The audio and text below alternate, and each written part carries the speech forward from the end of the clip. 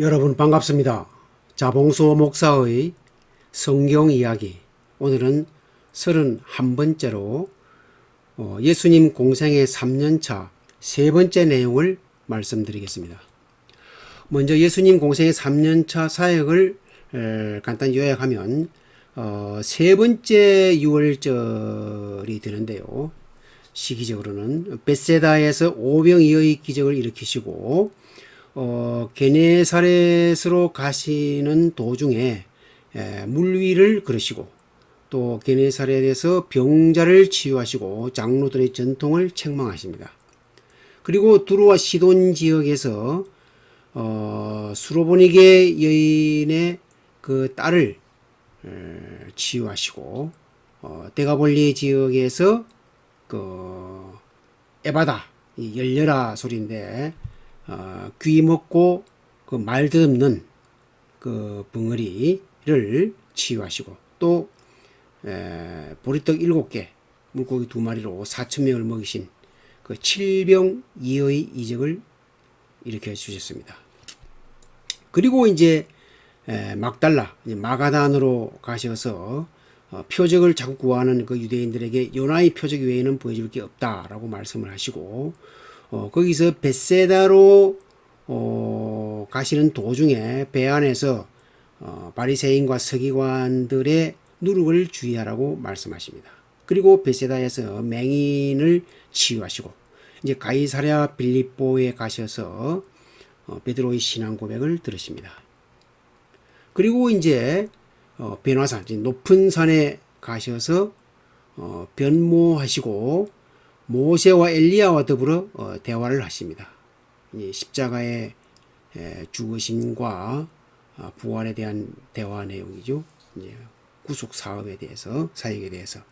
그리고 가버나움에 오셔서 베드로를 통해서 이제 성전세 반세계를 내시고, 이후에 이제 예루살렘으로 올라가십니다. 이제 초막절인데요. 이때 그 맹인을 눈을 뜨게 해주시고, 수전절에는 예수님께서 나와 아버지는 하나다 하고 정확하게 표현하심으로써 유대인들에게 배척을 당하시는 그런 내용이 있고, 거기서 잠시 이제 베레아로 물러나십니다. 그리고 그 지역에서 이제 가르치시는 그 사역 중에 이름 그 찾기 비유가 대표적인 내용입니다. 그 후에 베다니에 오셔서 죽은 나사로를 부활시켜 주시고, 잠시 에브라임으로 피신을 하신 후에 사마리아에서 10명의 나병 환자를 고쳐주시고, 그리고 이제 여리고로 오셔서 부자 청년과의 대화를 통해서 계명을 준수할 것과, 또 소유를 팔아서 가난한 자들에게 나누어 주라는 그런 자비와 긍휼의 교훈을 말씀하십니다. 그리고 맹인 바디메오의 눈을 뜨게 해주시고 삭개오를 만나 주셨습니다. 이 예수님 공생의 3년차의 그 갈릴리 사역을 별도로 이제 지도를 통해서 이제 보면, 먼저 갈릴리 벳세다에서 오병이어의 이적을 일으키시고, 그리고 이제 바다를 건너가실 때 제자들과 따로 가셨는데 닿을 무렵에 예수님께서 물 위를 걸으셨습니다. 그리고 게네사렛에 도착해서는 병자들을 치유하시고, 또 장로들의 전통을 강조하는 것에 대해서 이 전통을 책망하십니다. 그리고 두로와 시돈 지역에서 수로보니게 여인의 믿음을 칭찬하시면서 그 흉악한 귀신 들린 딸을 고쳐 주셨습니다. 그리고 이제 쭉 이제 둘러서 이방인의 땅으로 가셨는데, 이 데가볼리 지역에서 그 이제 귀 먹고 말 더듬는 그 벙어리 귀신 들린 자, 에바다, 열려라 소리죠. 에바다 하심으로써 이제 치유하시고, 또 7병2어의 기적을 나타내셨습니다. 그리고 이제 막달라로 가셔서 표적을 구하는 그 유대인들에게 요나의 표적 외에는 보여줄 게 없다라고 말씀을 하십니다. 그러면서 이제 벳세다로 가시는 도중에 바리새인과 서기관들의 누룩을 주의하라고 이제 말씀을 하시고, 벳세다에 도착해서는 그 맹인을 치유하시고, 그리고 이제 빌립보 가이사랴로 가셔서 베드로의 신앙 고백을 들으시고, 이 높은 산, 이제 변화산에서 변모하시고, 또 모세와 엘리야와 더불어 대화를 하십니다. 그리고 이제 가버나움에 오셔서 베드로를 통하여 성전세 반세계를 냅니다. 그 다음에 이제 갈릴리 사역을 끝내고 이제 유대 사마리아 사역을 보면요. 먼저 이제 예루살렘에 이제 초막절에 예루살렘 오셨죠. 다른 때는 다 6월절에 오셨는데 초막절에 예루살렘에 오셔서 그 맹인을 치유하시고, 이건 이제 실로와 모세 가서 씻으라 하신 그 내용이죠. 수전절에 또 배척을 당하시고, 그리고 이제 베레아에 잠시 물러나십니다. 물러나셔서 여러 가지 이제 디다스칼리아 가르치시는 그런 사역을 하셨는데, 이때 이제 대표적인 것이 이런 것 찾기 비유를 하셨습니다. 그 다음에 이제 베다니에 가셔서 죽은 나사로를 일으켜 주시고, 에브라임에 잠시 이제 피신을 하십니다. 그리고 사마리아로 가셔서 10명의 나병 환자를 치유하시고, 이제 여리고로 오셔서 부자 청년 그 비유, 부자 청년과의 대화를 통해서 계명준수, 그리고 소유를 팔아서 가난한 자들에게 나누어 주라는 말씀을 하십니다. 이후에 이제 맹인 바디메오를 치유하시고 이제 석겨울을 만나 주셨습니다. 이번에는 이제 그 유대 사마리아 사역을 이제 성경적 지도 정치법, 그러니까 성경적 지도 정치법은 위가 동쪽이죠. 위가 동쪽. 우리 통상 지도는 위가 북쪽인데 이 성경적 지도는 위가 동쪽입니다. 이 성경적 지도 정치법으로 다시 한번 살펴보면 예수님께서 예루살렘에 오셔서 초막절에 맹인을 치유하시고 수전절에 배척을 당하십니다. 그리고 이제 베레아 지역에 잠시 물러나시면서 그 이런 것 찾기 비유, 그러니까 이런 동전 찾기, 이런 양 찾기, 또 이런 아들 찾기 비유죠. 이때 이런 아들 찾기는 바로 이제 탕자의 비유가 되겠습니다. 그리고 이제 베다니에 오셔서 나사로의 부활, 그러니까 죽은 지 나흘이나 되는 그 나사로를 살려주시고 에브라임에 잠시 피신을 하신 후에 사마리아에서 10명의 나병 환자를 치유하십니다. 그리고 이제 여리고로 오셔서 부자 청년과의 대화를 통해서 이제 계명을 준수하고 또 소유를 다 팔아서 가난한 자들에게 나누어 주라. 이때 이제 부자 청년은 재산이 많으므로 근심하며 돌아가니라 이렇게 나오죠. 그리고 이제 맹인 바디메오를 치유하시고 세리장 삭개오를 만나 주셨습니다. 이렇게 해서 3년간의 그 예수님 공생애가 마무리되고 이제 마지막 9일 동안의 그 십자가 구원 사역만 남게 되었습니다. 이제 그 예수님 3년차 그 사역 중에서 이제 오늘은 이제 그 빌립보 가이사랴에서 베드로의 신앙 고백을 들으시는 그 내용을 좀 상세히 살펴보겠습니다. 이 빌립보 가이사랴는 이 갈릴리 호수 북방 한 40km 정도 되는 그 지점에 있는데요. 이제 그 위에 이제 헬몬산이 있습니다. 헬몬산이 있고 그 기슭인데 이 빌립보 가이사랴는 분봉왕 빌립이 건설했습니다. 그래서 이제 빌립이 분봉왕 빌립이 그 로마 황제 티베리우스를 기념하기 위해서 이 도시를 건설했습니다. 그래서 이제 예, 가이사랴. 이제 가이사랴는 로마의 그 티베리우스 황제죠. 가이사랴고. 이제 빌립보는 자기 이제 분부왕 빌립 자기 이름을 따서 이 두 개를 따가지고 빌립보 가이사랴 또는 가이사랴 빌립보로 이렇게 명명을 했습니다.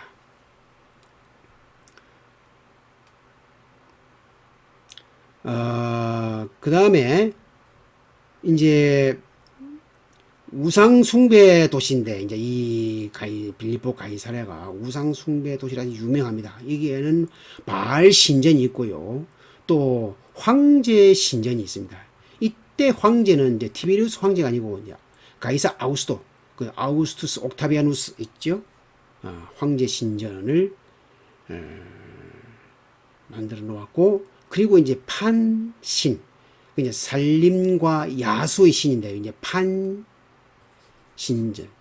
판신을 섬기는 그 판신전이 있습니다. 원래는 이 판신전이 유명해서 이 지역을 판신전의 땅 해서 바니아스라는 이름이 있었습니다. 이제 이 가이사랴 빌립보에서 예수님 신앙, 예수님에 대한 베드로의 신앙 고백은 그 메시아의 자기 공개를 이제 상징적으로 보여주는 것인데, 이것은 이제 예수님 공생의 사역의 중간 총결산이다. 이렇게 볼 수가 있죠. 그 예수님의 공생의 3대 사역이 디다스칼리아, 가르치시고 교육 사역이죠. 네, 선포 사역, 이제 캐리그마, 선포하시고, 그 다음에 세라피아, 치유하시고, 이제 교육, 선포, 치유. 이것이 이제 예수님 공생의 3대 사역인데, 사실 예수님이 이 땅에 오신 궁극적인 목적은 십자가 구원이죠. 인류의 구원입니다. 그래서 이제 이 궁극 사역, 이것을 알릴 필요가 있죠. 그 십자가 구원 사역을 알릴 시기가 이제 도래했다는 그런 차원에서 이제 가이사랴 빌립보 가이사랴의 베드로 신앙 고백은 상당히 의미가 있습니다. 우선 이제 예수님을 바라보는 인식을 예수님께서 다 재확인하는 그런 시간인데, 예수님께서 제자들에게 뭐라고 말씀하시느냐 하면은 세상 사람들이 나를 누구라 하더냐 이렇게 물어보십니다. 일단 객관적인 평가를 한번 들어보시는 거죠. 그러니까 제자들이 대답하기를 세상 사람들은 세례 요한이라 하기도 하고 엘리야가 다시 왔다 하기도 하고 예레미야가 왔다, 또 선지자 중에 하나다, 이렇게 이제 좀 다양한 평가를 하고 있습니다. 이렇게 이제 제자들이 대답을 합니다. 그러니까 예수님께서 제자들에게 그러면 너희는 나를 누구라 하느냐? 예수님께서 3년 동안 제자들과 함께 동고동락 하시면서 가르치시고 선포하시고 치유하시고 사역을 하셨는데, 과연 이 제자들이 나를 어떻게 생각할까? 이제 이거 쉽게 얘기해서 이제 3년간 그 신학교를 과정을 끝내고 이제 졸업시험 비슷한 거죠. 이때 베드로가 고백을 합니다. 주는 그리스도시요 살아계신 하나님의 아들이시니다. 이렇게 고백을 합니다. 이 졸업시험 답안지죠. 그러니까 예수님께서 정확하게 맞았다. 시모나, 바요나 시모나, 네가 복이 있도다. 이를 알게 한 분은 내 육신이 아니고 바로 하나님이다. 이렇게 이제 말씀하시죠. 그래서 이제 졸업시험에 합격을 한 아주 유명한 내용이 되겠습니다. 그래서 이제 이 메시아의 자기 공개 차원에서 이제 보면 이 바로 이제 빌립보 가이사랴 지역은 우상숭배의 땅이죠. 우상숭배의 대표적인 땅인데, 이때 바로 여기서 이제 제자들에게 바른 신앙을 지도하시는 거죠. 그러니까 베드로의 신앙 고백을 통해서 예수님께서 자기 계시를, 이제 메시아라는 사실을 이제 공표하시는 것이죠. 그리고 이제 십자가 그 순환 사역을 예비하시는 그런 차원에서 이제 처음으로 이제 예루살렘에 가셔서 십자가에서 죽으시고 3일 만에 부활하신다는 걸 예고를 합니다. 예수님께서 이제 십자가 그 순환과 부활에 대해서 총 4번을 이제 하시는데, 그 중에 첫 번째가 바로 이제 이 빌립보 가이사랴에서의 예고입니다.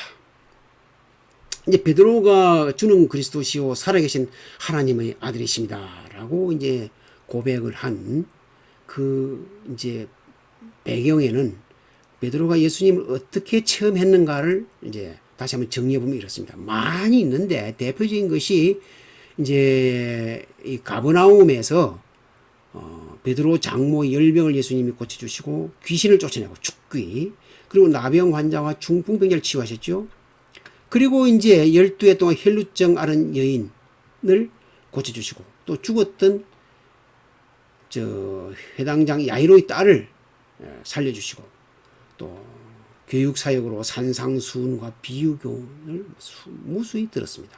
그리고 백부장의 믿음을 칭찬하시면서 백부장의 종을 치유하시고, 그리고 벳세다에서는 오병이어의 기적을 일으키시고, 또 소경의 눈을 뜨게 해주시고, 그 다음에 이 그라사 지방에서는 군대 귀신 들린 자를 또 치유하시고, 또 이 바다를 건너는 도중에서는 풍랑을 잔잔하게 하시고, 그 다음에 이제 게네사렛으로 가실 때는 물 위를 걸으시고, 이때 사실 진실로 하나님의 아들로소이다라는 고백을 했죠.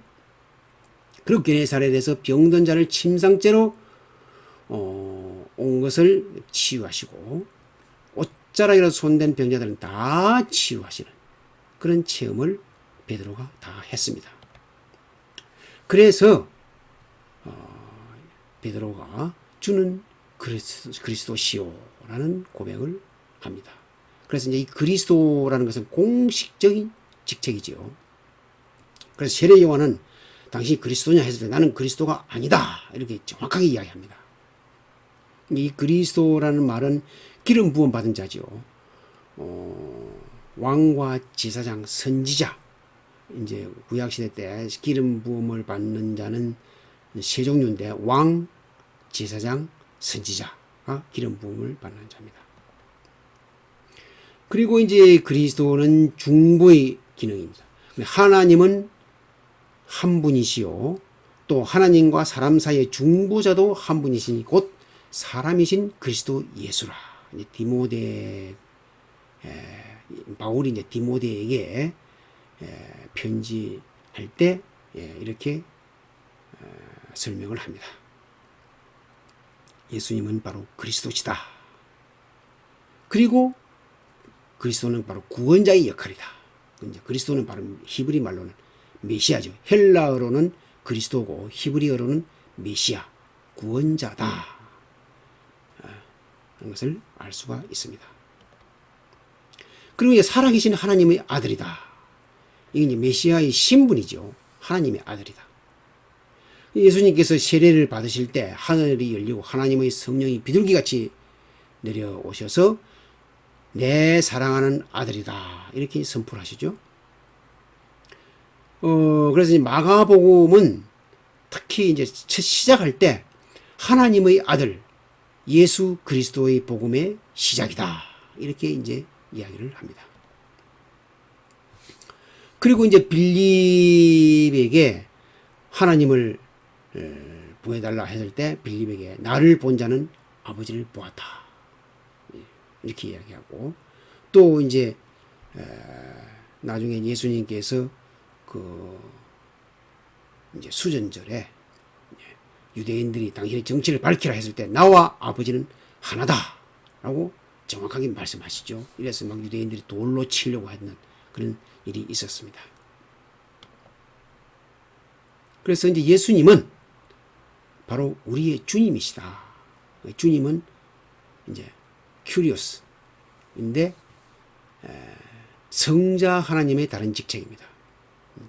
주는 그리스도시요 할 때 그 주님, 성자 하나님의 다른 직책.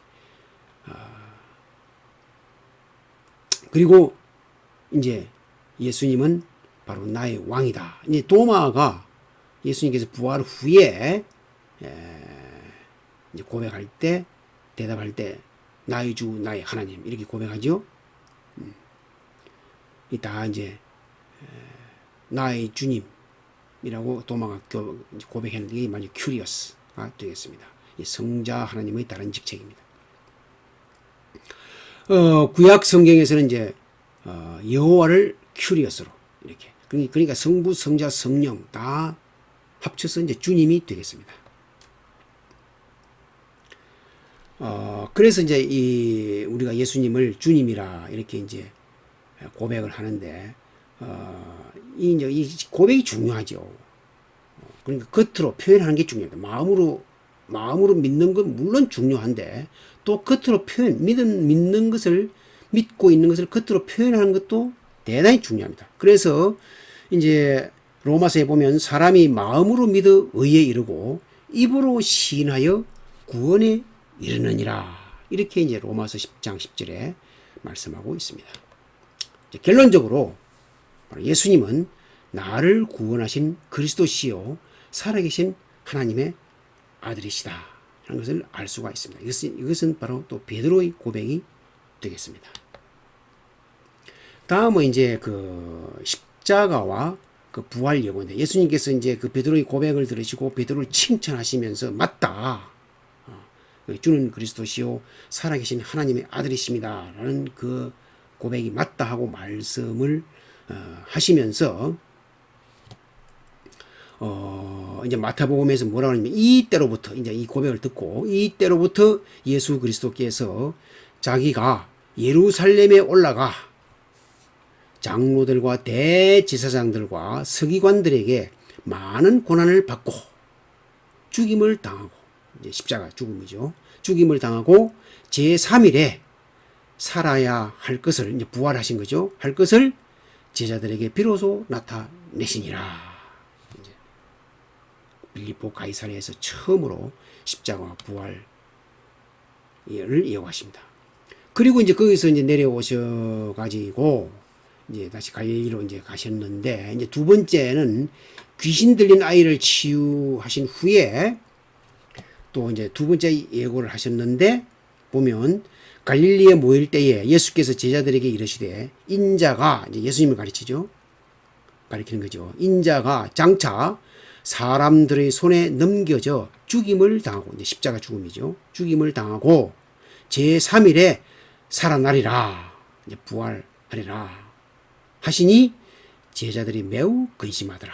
사실 제자들은 이 제3일에 부활하신다는 것은 잘 믿지를 못해요. 그래서 죽임 당한 이것만 자꾸 이제 근심을 하는 그런 상황이 됩니다.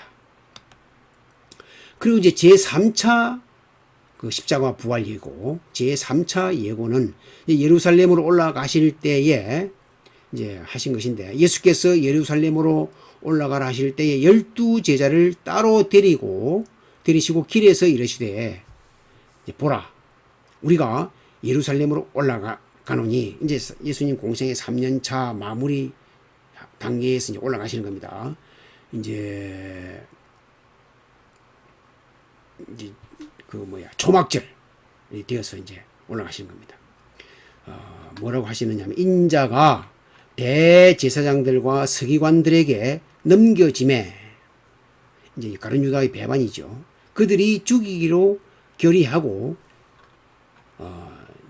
이방인들에게 넘겨주어 이제 빌라도에게 넘겨주는 거죠. 이방인들에게 넘겨주어 그를 조롱하며 채찍질하며 십자가에 못 박게 할 것이나 이제 십자가의 죽음에 의한 구원 사역입니다. 제3일에 살아나리라.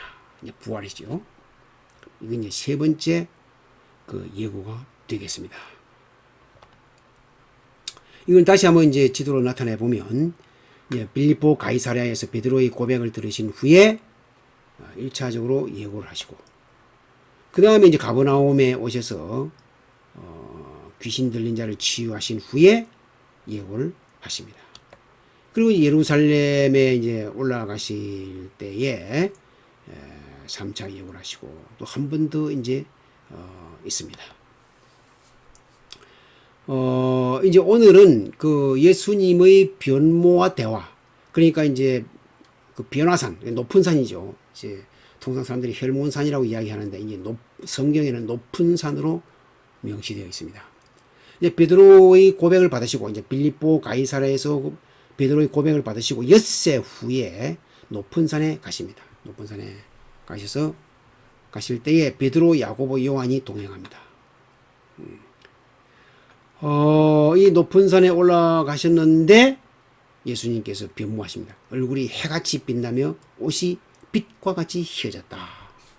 이렇게 이제 변모하시고 예수님께서 모세와 엘리야와 더불어 대화를 하십니다. 여기서 이제 모세는 율법을 대표하는 것이고 엘리야는 선지자를 대표하는 겁니다. 그러니까 이제 베드로가 이 모습을 보고 막 황홀 하고 정신이 없죠. 그래서 응격결에 뭐라고 이야기하냐면 주여 우리가 모두 여기 있는 것이 좋으니 초막 셋을 지어서 하나는 주님을 위하여 하나는 모세를 위하여 하나는 엘리야를 위하여 하리다. 이렇게 이제 막 이야기를 합니다. 그렇고 자기가 지금 무슨 말을 하고 있는지 모를 정도로 황홀경에 빠져 있습니다. 이때 하늘에서 음성이 들리는데 호련히 구름이 그들을 덮으며 소리에서 가로되 이는 내 사랑하는 아들이요 내 기뻐하는 자다. 그러니 너희는 그 말을 들으라. 예수님의 말을 들으라. 하고 하는 말씀이 나옵니다. 이것은 예수님께서 세례를 받으실 때 이 같은 말이 나오죠. 내 사랑하는 아들이요 내 기뻐하는 자다. 이 말씀은 세례를 받으실 때도 나왔습니다. 제자들이 막 엎드려서 심히 두려워하고 있는데 예수님께서 이제 두려워하지 말라 하시면서 이제 인자가 죽은 자 가운데서 살아나기 전에는 여기서 있던 일을 말하지 말라 이렇게 말씀을 하십니다. 그리고 이제 가버나움으로 오셨는데 가버나움에 이제 도착을 하니까 성전세 받는 자들이 이제 베드로한테 이제 묻습니다. 너희 선생은 반세를 내지 아니하냐. 이 성전세를 이야기하는 거죠. 그러니까 이제 베드로가 그 성전세 받는 자들한테 내실 거다 하고 이제 들어갔습니다. 들어갔는데 이제 예수님께서 이제 그걸 들으신 거예요. 들으시고 이제 제자들에게 질문하십니다. 자, 임금들이 아들 아닌 타인에게 관세와 국세를 받는데 이때 아들이 세금을 낼 필요가 있나 없나? 당연히 아들은 세금을 낼 필요가 없죠. 그래서 그런 차원에서 보면 이 성전세는 예수님께서 내실 필요가 없는 거죠. 아들이 낼 필요가 없으니까. 그러나 그럼에도 불구하고 예수님께서 다른 사람들이 실족하지 않도록 이제 성전세를 내는데 그때 이제 성전세를 내는 방법 베드로에게 지시를 하십니다. 네가 지금 그 갈릴리 바다에 들어가면 고기를 바로 잡을 수 있다. 그때 그 고기 입을 벌리면은 성전 이제 동전 한 세겔이 나올 거다. 그러면은 그 입에 있는 돈 한 세겔로 너와 나의 성전세를 내라. 이렇게 이제 말씀을 하셔서 성전세를 제출하는 그런 기사가 나옵니다. 감사합니다.